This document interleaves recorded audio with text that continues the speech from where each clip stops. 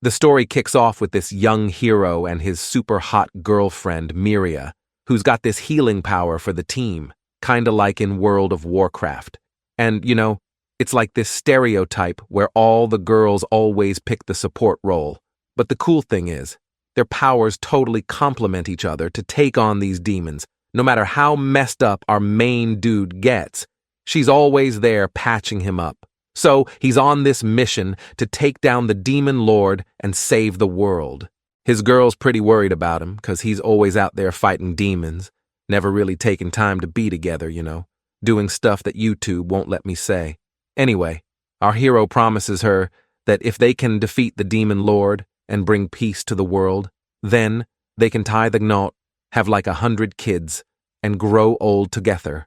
Though, along the way, he might get this crazy idea of marrying 3 more wives and having this whole polyamorous thing going on, but let's not get sidetracked. Suddenly, after this sweet talk, this dude named Carlos shows up, all beaten up, begging Miria to use her healing powers to help him out pronto.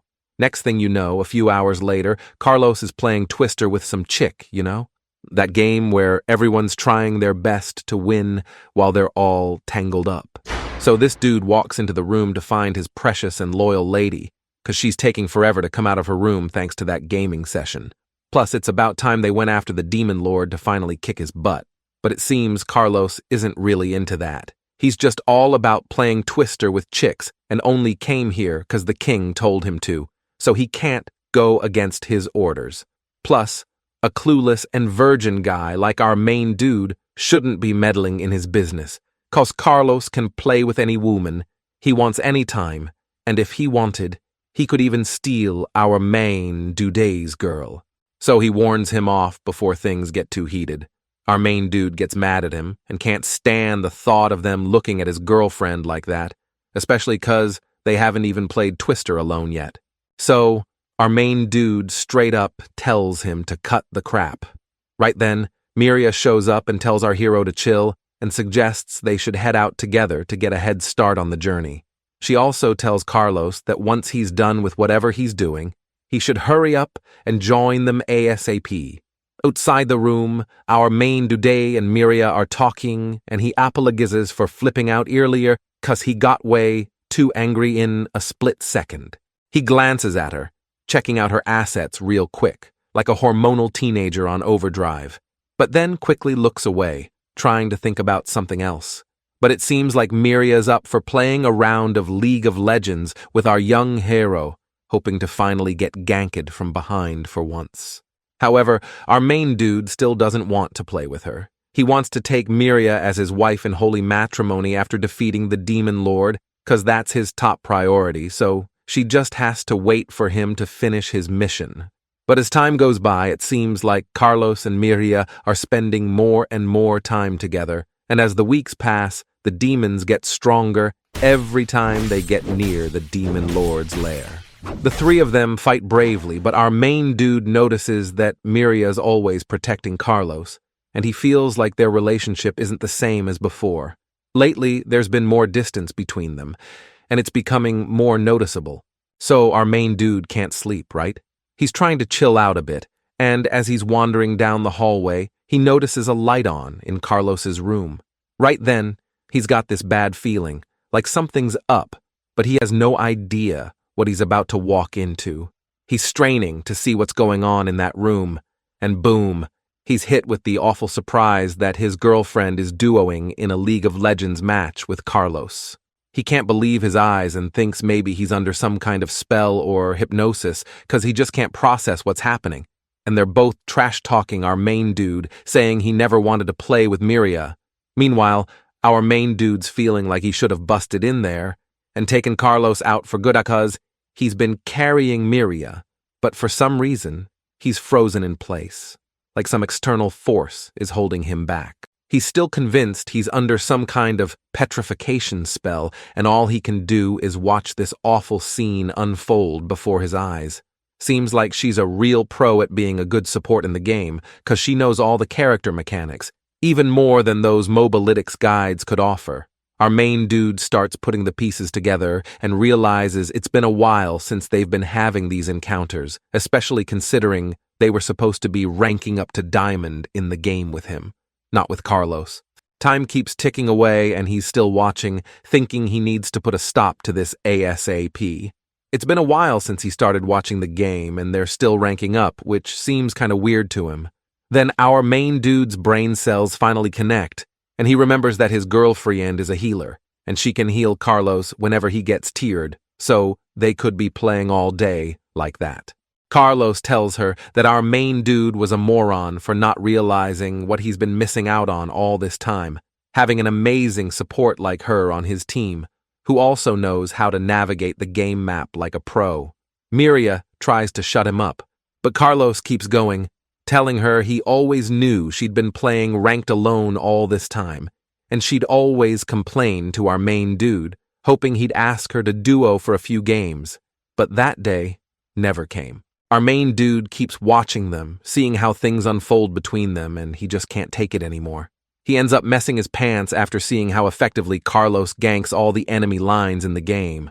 So, all he can do is head back to his room and crawl into bed, falling asleep with that gross, sticky feeling, all because of Carlos's epic play. So, days keep passing, and our main dude is looking pretty exhausted from this whole situation with the couple. Ever since that night, he stayed up watching that intense League of Legends match. He's finally realized they've been duoing like crazy every single day, day and night, finding any space to hide from him and do their thing over and over again. But, my dear subscribers, it can get even worse. Our dude could find them playing in the middle of the forest, and anyone would think this is the perfect moment to get back at them, or at least put a stop to it. Nah, our main dude does nothing but play a League of Legends match himself, but solo. He knows this is all messed up, but he doesn't say a word out of fear.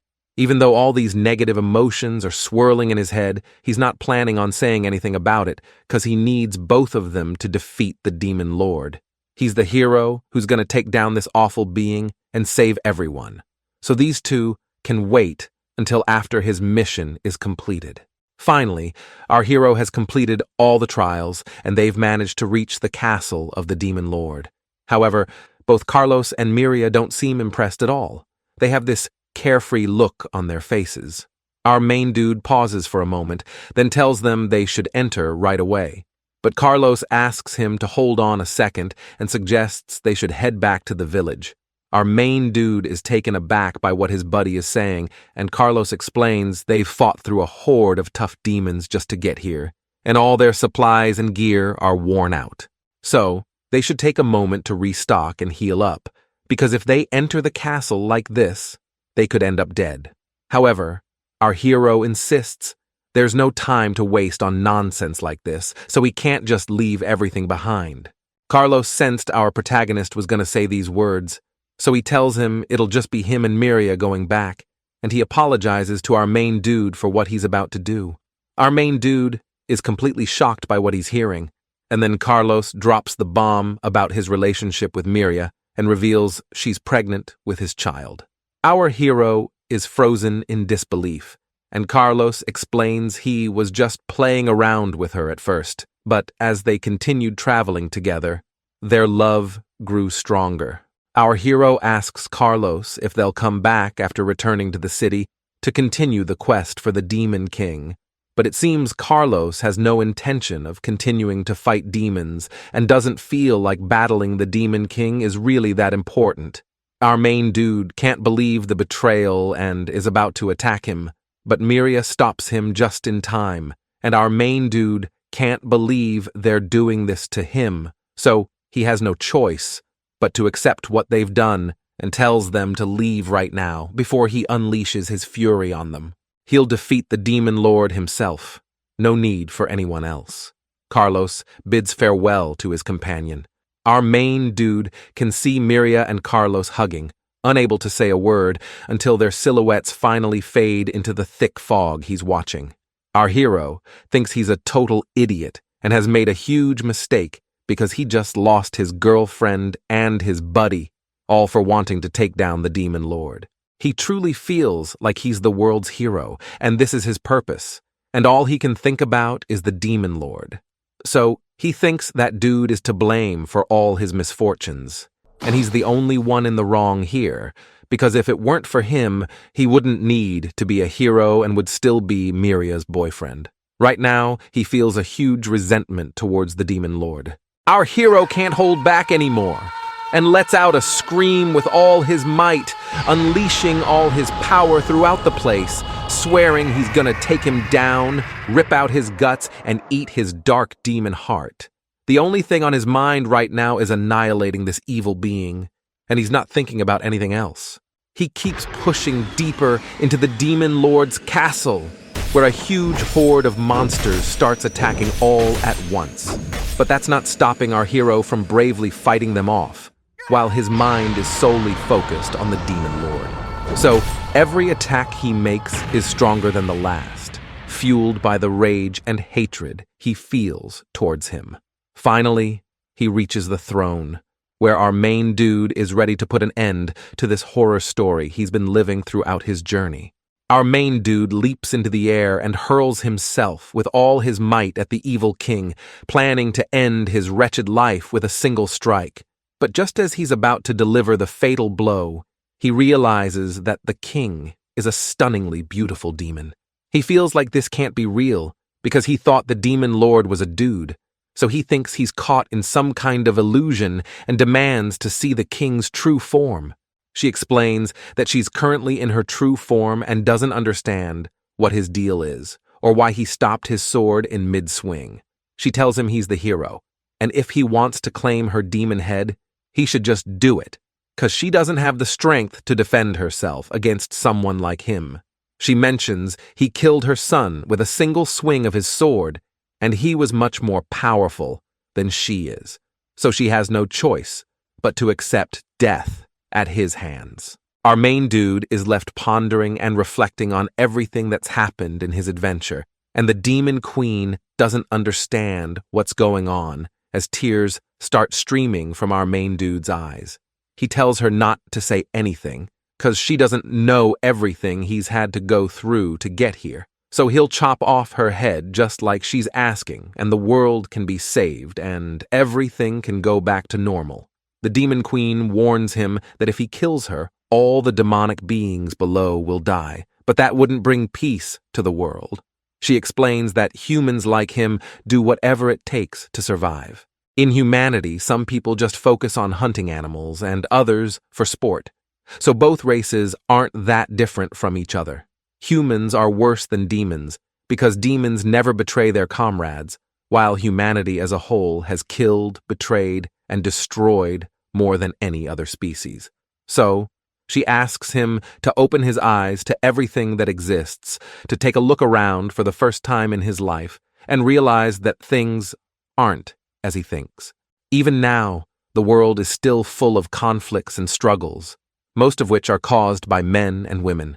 Our main dude thinks everything the Demon Queen is saying is true, and that, in reality, humans are the true demons in this cruel story.